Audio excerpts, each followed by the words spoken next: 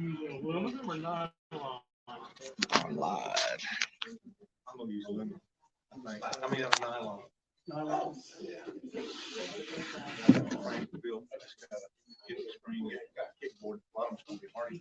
Good morning, everybody. We're back. It's Sunday morning. It's the 16th. We're about halfway through with July. It's going quick. I think I saw it's 10 weeks till fall starts. So that'll be good. A little break in the weather. But until then, enjoy the heat and humidity. We have lots of both. So we are on the bottom of page 200. And we left off with giving, praying, and fasting. And it's looking at Matthew 6, 1 to 18. So Jesus warned that the recognition hypocrites receive from their generosity is the admiration of others, but their generosity is not rewarded by God. So when you look at those passages, it's talking about when you do something that if you're doing something good, this is something you're doing for God because of your relationship with God. So in doing that you shouldn't seek the admiration of others, because if you're doing it and they, an example would be the wealthy and the Pharisees that would make a big show of giving, then they got their reward because they had the people that were like, wow, look what they're doing and such. So with our relationship with God, what God knows what you do, and he knows what you do for your others. And so that generosity is between you and God, not between you and the people watching. So that was one segment of it. And it also talks about the Lord's Prayer. So within the Lord's Prayer, as an example, it has several features that really were both kind of shocking to the hearers, and they are comforting. So the first part about it affirms a family awareness of God. Starts with our Father. So God, who we're praying to, isn't a God that's standoffish. He's not a God that has just made everything, hope it works out for you, everything's just going to run its course. We're talking a family relationship. And so in that family relationship, when we talk to God, that's where we start with our Father. Then it talks about, hallowed be your name. So there's a concern that God receives honor because God is worthy of honor.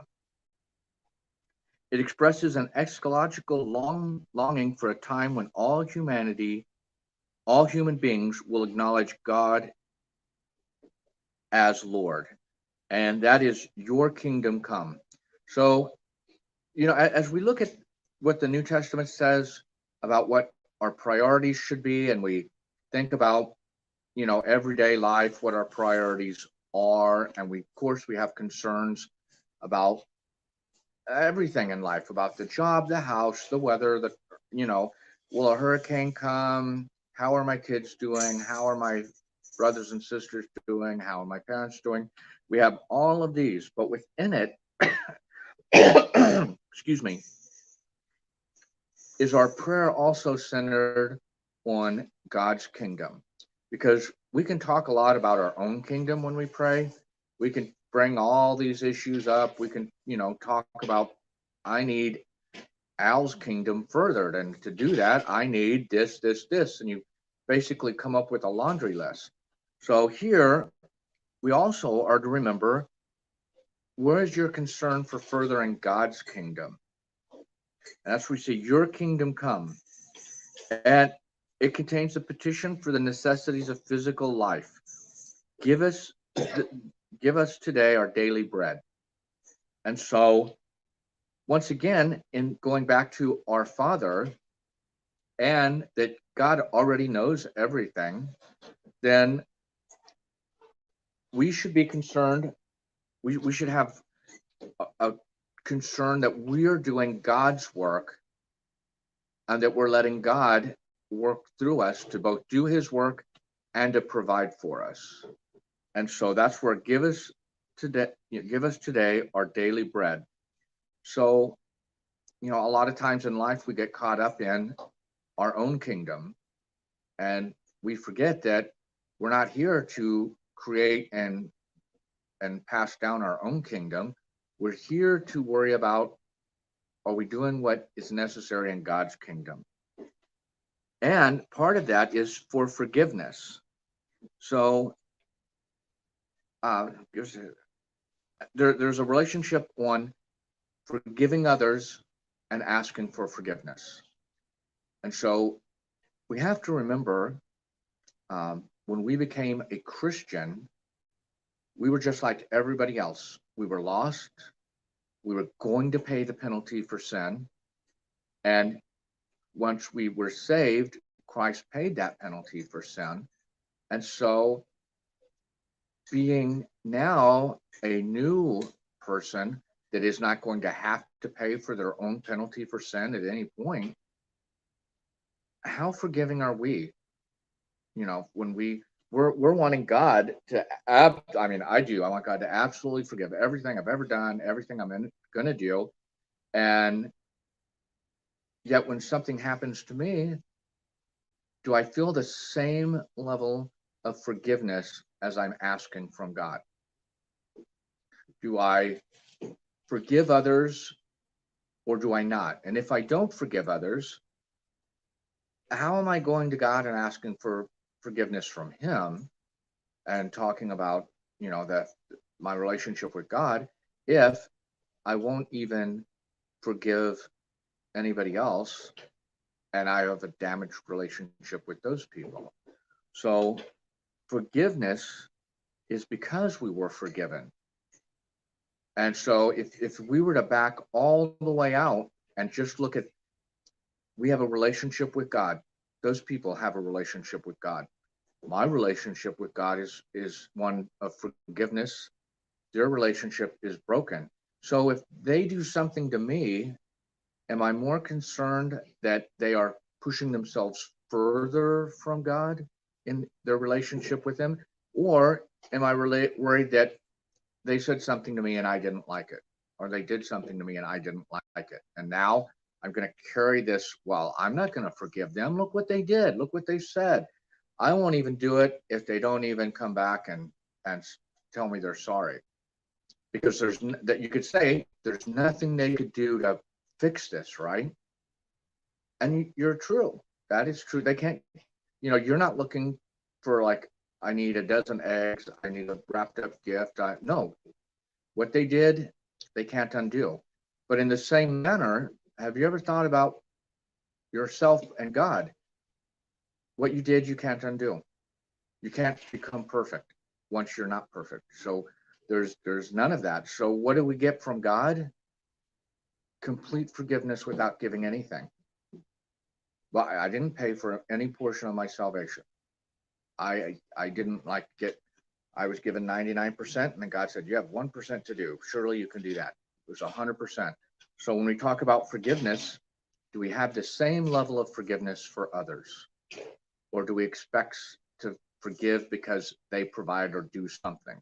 I'm not going to forgive them. I'm not going to move on with this relationship until they say I'm sorry and really mean it, right? I can tell the difference if they just go, I'm sorry, or if they really mean it. So depending on how they act, that will determine it. And that is where, when we look at the Lord's Prayer, it should also be something that we look at ourselves and say, do I really believe this? Do I really do it? And so it says, forgiving others is not a means of earning divine forgiveness, but an expression of genuineness of personal repentance. We did nothing. I didn't earn repentance with God. I didn't earn that. And so, but do we have a different standard for other people with our own lives? And a lot of times that is true. The prayer, lead us not into temptation, is a request for stamina to endure temptation, see James 1, 2-4, and a warning against swaggering attitude of Peter, Mark 14, 29-31. So as we look at these, there's giving, praying, and now we look at fasting. So, no, well, we're staying in prayer. I mean, one just for a moment. Scholars debate the relationship between the prayer in Matthew 6, 9-11, and the one in Luke 11, 2-4. All the content of Lucan prayer appears in Matthew's. Matthew's additional phrases appear to be more rhythmical, reflecting a possible usage Matthew found among Jewish Christians. It's also important to note that Matthew and Luke record the prayer's usage at different historical settings. So just as historical, we've talked about this, if you're witnessing to somebody, your witness to them is personal from both you to that person in the situation you're at. And so even though you may talk about your own salvation experience, it's the points that you highlight or leave off will also be important in as you reflect your experience to that person to help them see that they too can change and have a relationship. So just because they differ a little bit, this wasn't a written down, we just cover it the exact same way every time Jesus talks and every time it's spoken.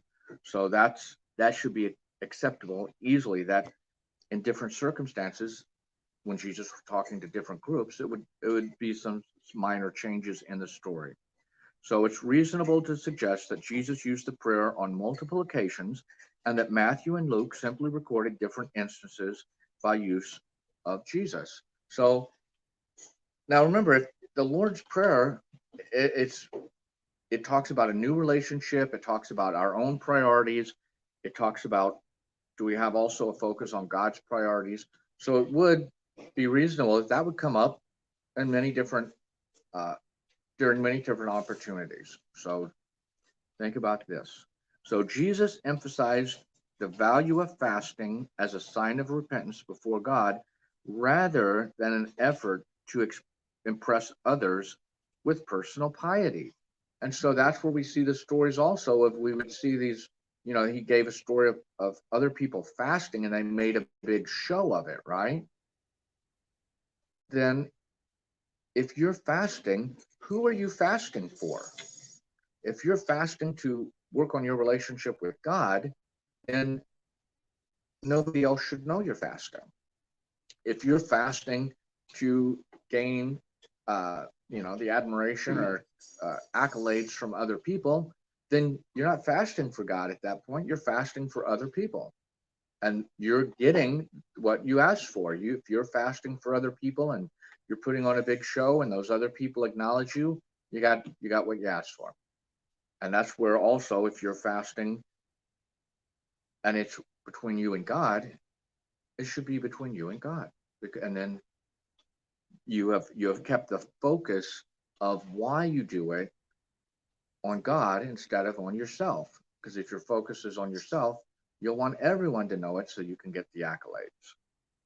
And so he also assumed that his disciples would continue to practice voluntary fasting based on spiritual interest and hunger. Now we see single-minded service to God in Matthew 6, 19-34.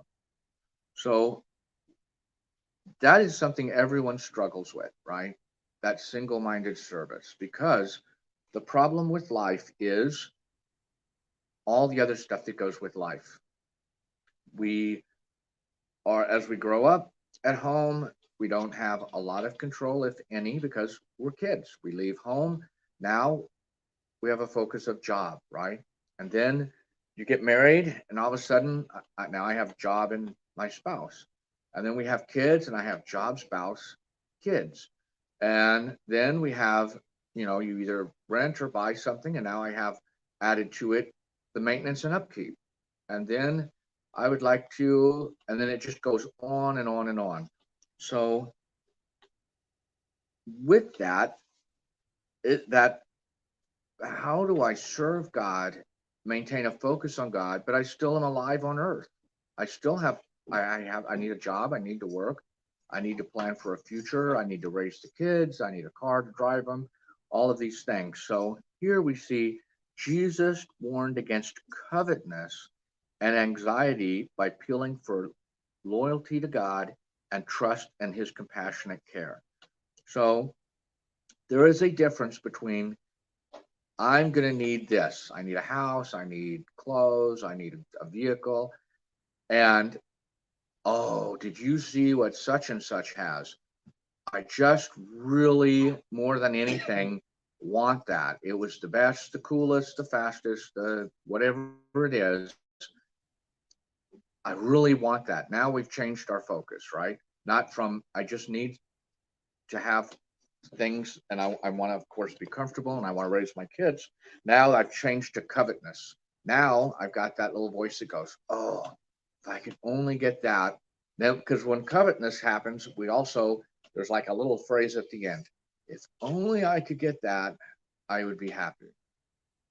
And in life, I'm sure all of you experience the fact that no one has ever bought the one more thing and they're like, I'm done forever. This is great. I never ever need or want anything else.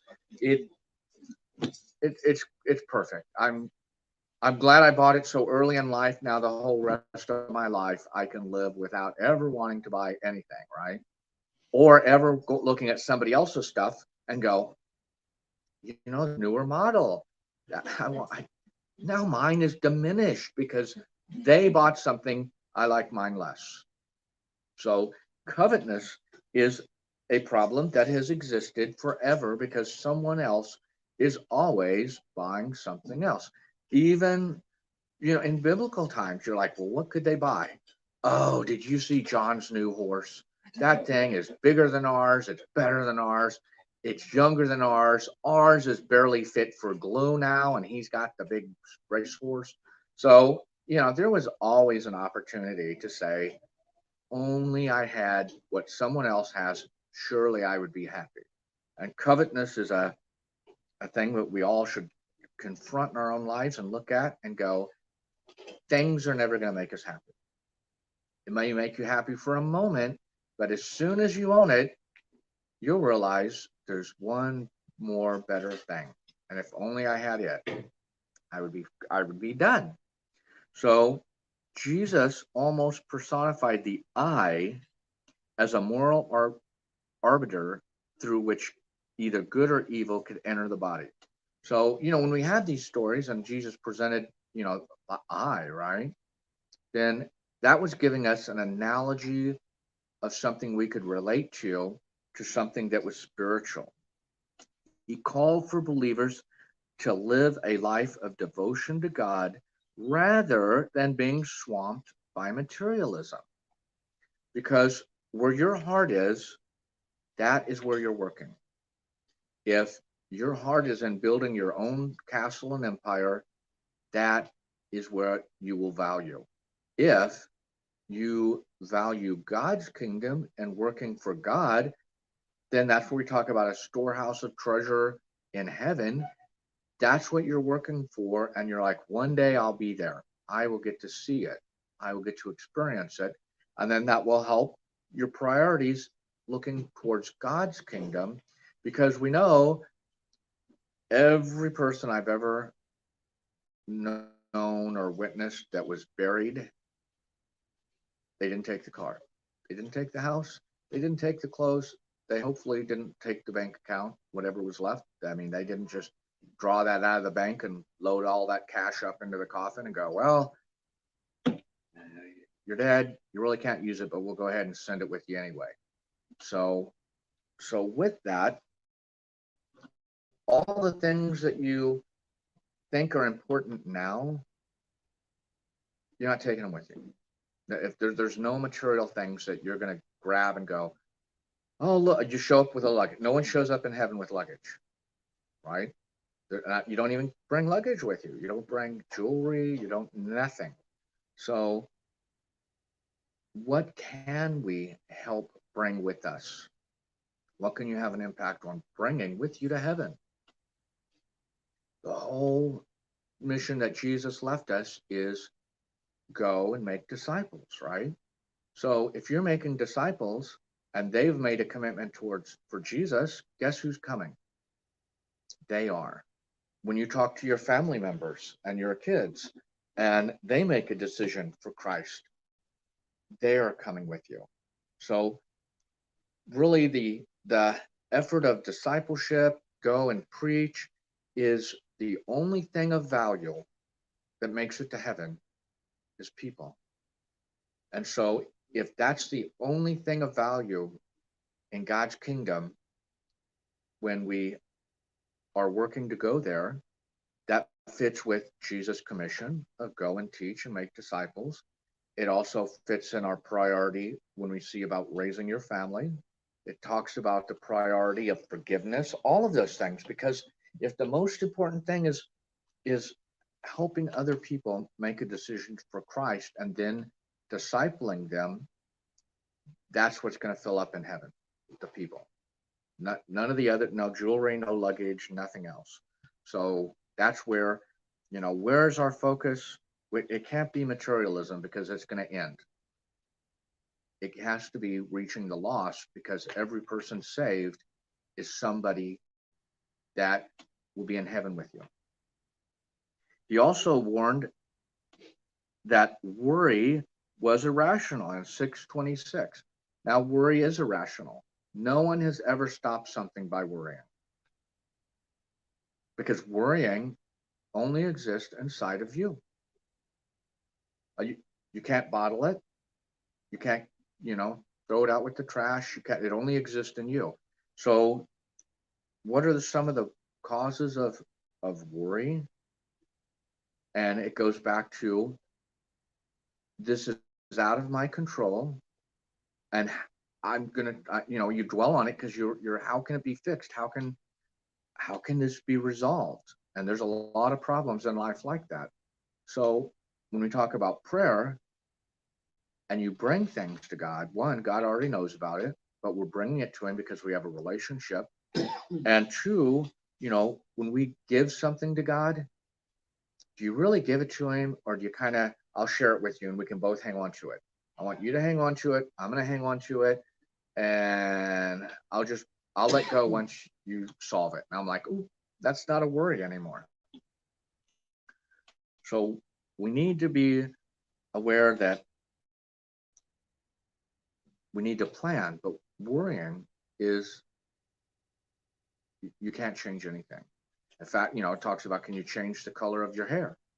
No. So I can't even control my own body and make my hair change color.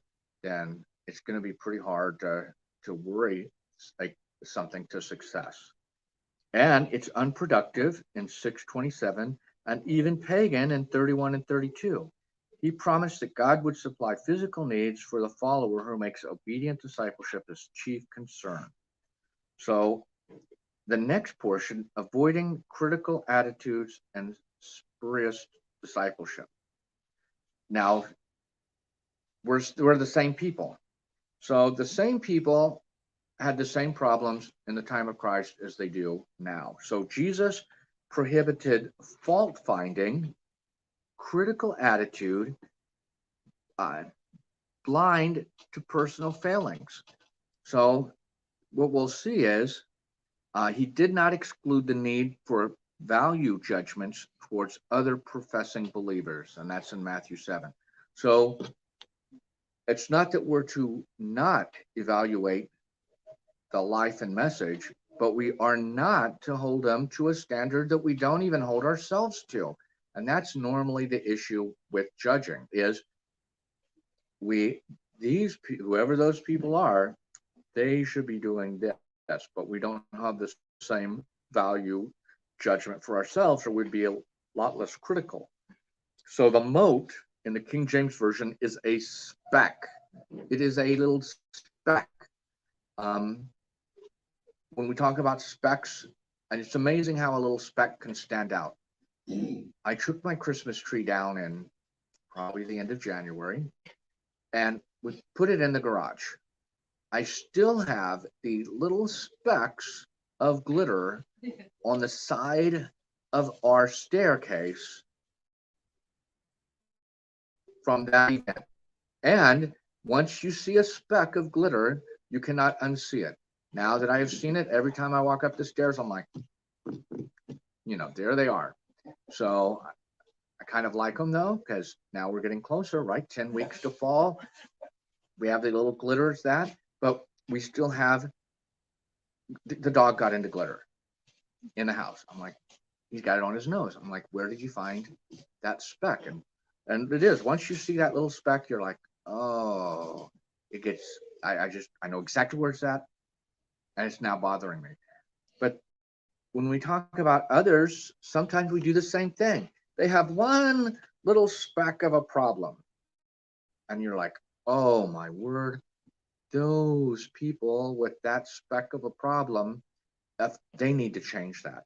And then it talks about the beam in King James is a log or a rafter. So we have that rafter up there, right? It goes the whole length and maybe, multiple sections, but it is a beam or a rafter. Now, in the analogy, because we want to have a contrast between something really small and something really big, then imagine we're griping about a little bitty speck that this person has, and we're like, that's not good. And in our own life, we have this giant beam.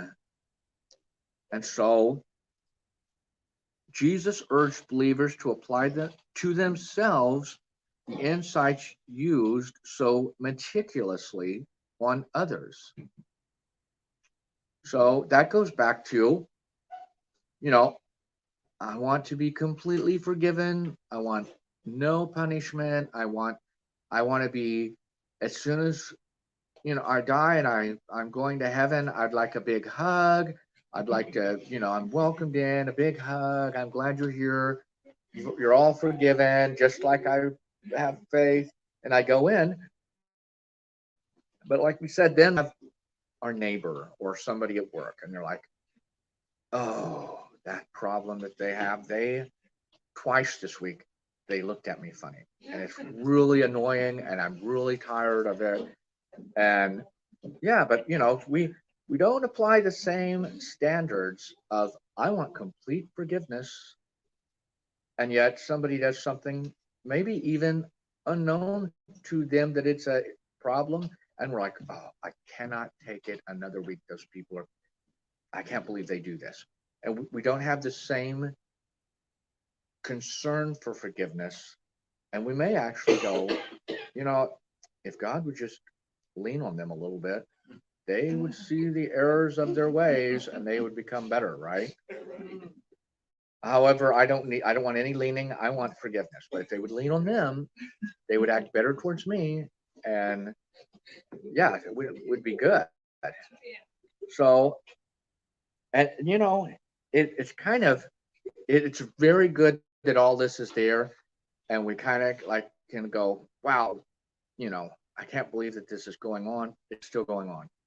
And that's why it's in the New Testament, so that we can read it and not go, look what those people were doing, right? That's not what it's about. It's to look at ourselves and go, oh, I'm still the same person as they were 2,000 years ago, and I'm still doing this. So in Matthew 7:7-11, Jesus provided an argument from lesser to greater, known as a fortiori. He argued that if evil earthly parents give good things to their children, how much more will our Heavenly Father give good things to those who persistently pray to Him? Right? That's a great, obvious analogy. If, as sinful parents, and we love our kids and we're trying to we want to give them a head start in life. We want them to do good in school. We want them to have clothes. We want to provide a good meal. Live in the South, we want to live in air conditioning. We have all of these things. True. It is true. But with that, we are sinful by nature. So if our love, which doesn't compare to God's love, if our own love for our children is such that we're willing to sacrifice for them so that they have what they need. And hopefully, your parents' dream as a parent is your kids will have a better life, will go further, will be successful in a job and a family and all these things because we want them to ha- to have a better life than we did. So the argument is great. If we as earthly parents can see that we love our children and this is what we're willing to do for them, how much more so would God, who loves us and gave Jesus and held nothing back, Jesus died for us. If he's willing to do all that, then won't he also provide for us? And there's a difference between what we really need and what we really want, right? And one of the things, if you ever want to read how um, getting what you want will probably destroy your life, read about people who win the lottery. And the people who won the lottery, there's not necessarily every single one, but there's lots of stories where it destroyed their life, right? It just and they left with angry family. Their families like, I didn't get enough. I didn't, and their friends, I didn't get enough. The government taxes, you didn't pay enough. You're like, I forgot. So yeah, so there is a difference between what we need and what we want. So when we get what we need, it keeps us in a relationship with God and it keeps us knowing that God is the provider.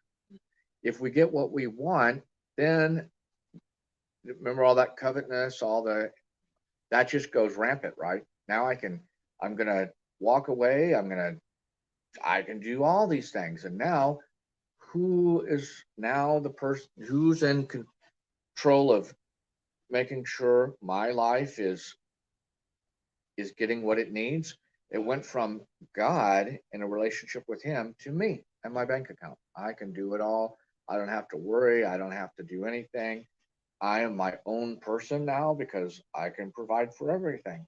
So remember, there's a difference between getting what you need and what you want. What you need is enough to keep you in a relationship with God.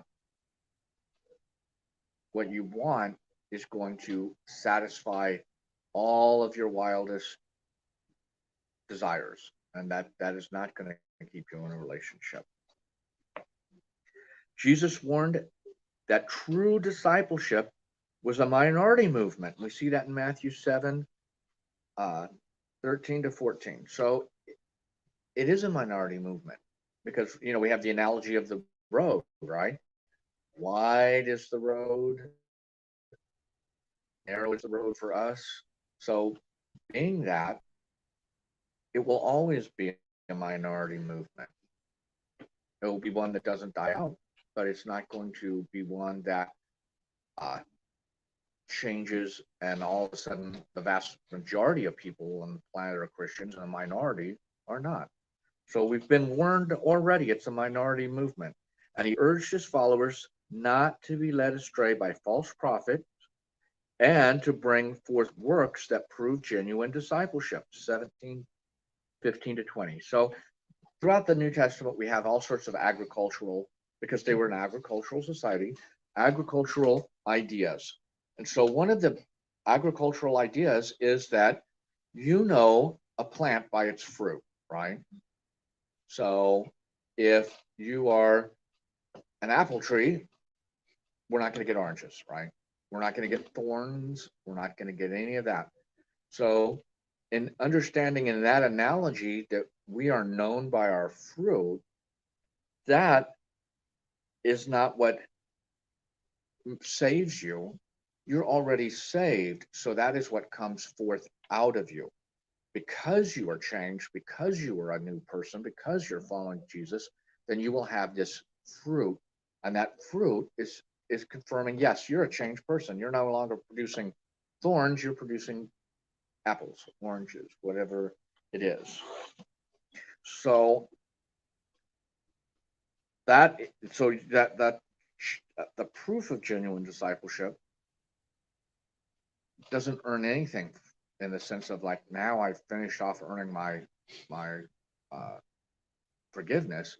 It's strictly because it shows I have changed, and in my new changed life, all this naturally occurs. He warned that his words would be used as the touchstone for future judgment of all human beings in Matthew 7:24 and Luke 6:47, an indication that Jesus was more than a mere moral teacher. So if Jesus' words will be used in judgment, then this wasn't just like a good book of phrases, right? You can build your life off the Bible, and there's all these good ideas and there's all these good phrases, way more than that. When it comes time to standing before God, then you will be looked at through the Bible, through what Jesus said. There will be a consequence for choosing not to become a Christian. There'll be a consequence for choosing not to live a life for God. And so that is that warning, is that in the future judgment, Jesus' words aren't just going to pass away. They will confront you now, and in the end, they are going to confront you. Did you find salvation through Christ? If the answer is no, then you will be judged accordingly. So then we've jumped through that, and we have a great story we're going to see on the centurion's servant. So what we have seen with Jesus when he healed people, when he prayed for people, when he raised them from the dead, right? He was present, right? And so he actually saw who it was, and he spoke, touched, prayed, and then something happened, but he was there with them, right? Now, here is a story that marks faith and an understanding of God's power. God doesn't do things because he's right here next to me and that he's going to do something. God does everything in the universe at all places. His authority is not limited to being present. Jesus' authority isn't limited to being present. His authority is that he has authority everywhere at all times. So that's what so the centurion represents a man whose race would have made him an outsider to God's purposes, right? So now we have the Romans. We don't like them. They're taxing us. They're not even Jews, right? They're definitely not Hebrew. They conquered us. We don't have a choice. So as you can imagine, they are not popular. So Luke, so here we'll jump through. So the behavior of the centurion proved his moral earnest. We see that in Luke, but he felt a sense of unworthiness in Jesus' presence. So both we have a man who is not a Jew. He has obviously heard about Jesus and what Jesus does, because now has faith that Jesus can do this for him, and he sees his own unworthiness to be there with Jesus. So his military background provided an analogy for him to use to explain Jesus' power. Now think about this too. The centurion is telling a story among the Jews and among the disciples, and he's telling and explaining to Jesus why he believes Jesus doesn't need to be present to heal. He's explaining, if you will, he's starting, this is why I have faith that Jesus doesn't need to come to my house. And then he gets the whole story, right? About how he's in charge of people and he says go and he says come and they do it. So he is using his own experience to explain to the whole crowd and to Jesus, you don't have to come. And this is why, right? Because this isn't Jesus telling the story, this is the centurion. So Jesus commended the presence of his practical, all trusting faith. And what does Jesus say to it about that faith? I have not found so great a faith, even in Israel. So now, we talk about giving your witness, right? On why you have faith in Jesus. We talk about, we talk to other people about why we have faith. We have a centurion who's, I'm just showing up to meet Jesus, but I've heard all about him. And when Jesus, you don't need to come to my house, and I'm going to give you my testimony on faith. And this is why, because in my own life, I command people. I don't see them do it, but I tell them to do it, and I know they do it.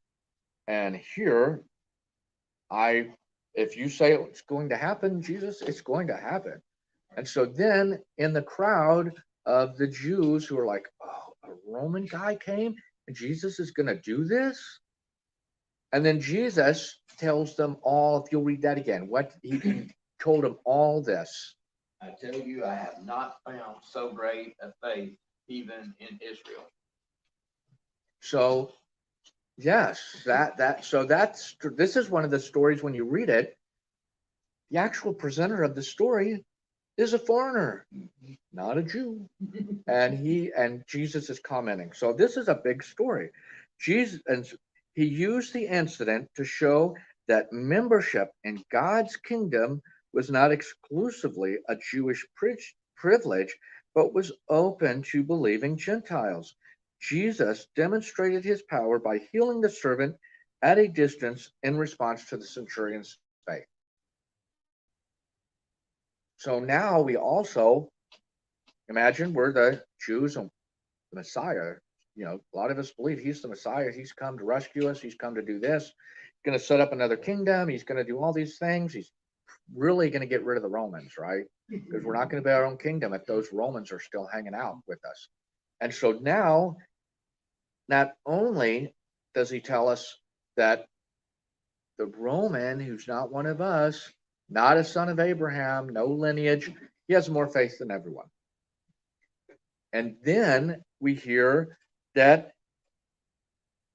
going into God's kingdom, a membership in God's kingdom is not exclusively Jewish. You don't have to become a Jew first and then become a Christian.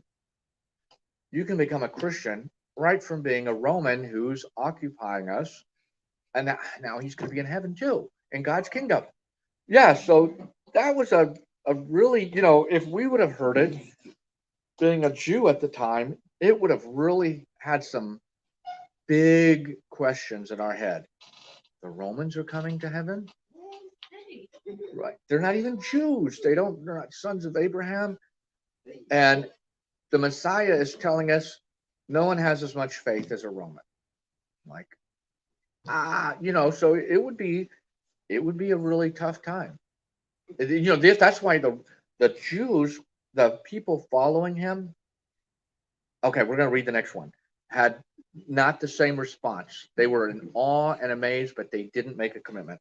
So raising the widow's son in Luke.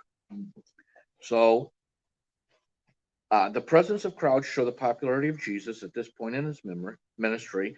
The loss of an only child made the plight of a mother especially poignant. Now remember, kids take care of you in your old age. We'd still kind of like a little bit of that now, going to doctor's appointments, right? But if you had a big family, then you knew you had, when you get too old to work, somebody to help you as you were old, right? So if you lost an only child, you were almost counting on, it's going to be a tremendously tough old age time. So Jesus' action demonstrated his power and compassion. In the story, no one asked Jesus for help, but his sympathy for the mother's grief moved him to action. Now, this is the sentence I want to look at. The healing inspired awe in the observers, but their response fell short of believing in him as the Messiah. So if you were on Wednesday night last week, we looked at Nebuchadnezzar, and Nebuchadnezzar even passed laws that, if you even say anything about the Jews' God, we're going to rip your arms and legs off. It was a pretty tough law, right? but it didn't lead to believing in God. And so Nebuchadnezzar saw and had a response, but it was nothing other than acknowledgement. And he passed a law.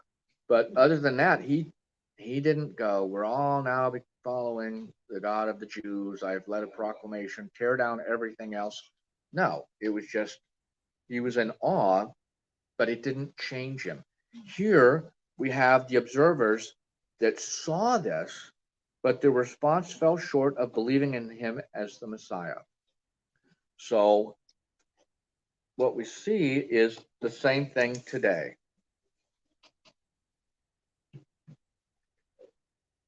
And we think, if only there was a miracle, right? Everyone would believe. If only such and such had this miracle that, happened, surely they would believe. Well, the answer is no, because all of these people through Jesus' ministry saw all sorts of miracles, and yet you didn't have a nationwide conversion movement following after Jesus, turning to Christianity, even though they witnessed it. And so we're going to start with Jesus and John the Baptist next week. And if David, you'd close us in prayer. Dear Heavenly, we thank you for allowing us to be in your house. We thank you for giving us all the good things that you have given us. Just pray that we will be mindful of them. I pray that you will continue to go with us as we study your word and see how you worked in these people's lives, and you can still today work in our lives. Just takes a little bit of faith and trust in you, and we just pray that you will continue to strengthen us as we go out in our daily walk, that we will be the witness that you need us to be, that we will be ready to give a testimony for you and show that you are faithful and you will provide for our needs. I just pray that you will be with us as we prepare to go to West Virginia to witness to those that are in need up there. I pray for the youth rally. I pray for the Vacation Bible School at Gilbert Creek. I pray that you will help us to strengthen the pastor and his wife that are working there right now, that we will hopefully be able to reach out to those that are not currently going to a church and help them to find a home that they can grow closer to you in the Lord. All these things we ask in Jesus' name. Amen. Amen.